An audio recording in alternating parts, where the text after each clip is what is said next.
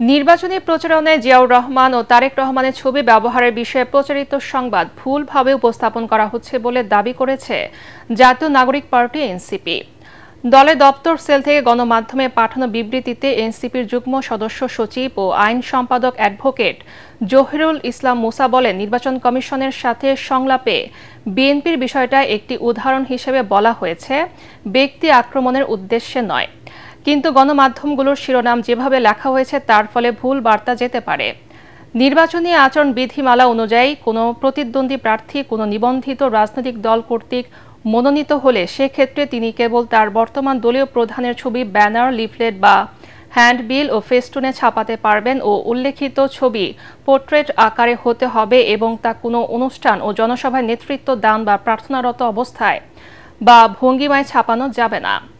উল্লেখিত ধারার কথা উল্লেখ করে অ্যাডভোকেট মুসা বলেন, আইনের এই ধারা অনুযায়ী দলীয় প্রধান হিসেবে কেবল খালেদা জিয়ার ছবি ব্যবহার করা যাবে। কিন্তু বাস্তবে দেখা যাচ্ছে এই নিয়মটা মানা হচ্ছে না এবং ভবিষ্যতেও এটি অব্যাহত থাকলে বিধিমালা প্রয়োগের বিষয়টি তারা নির্বাচন কমিশনের নজরে আনেন।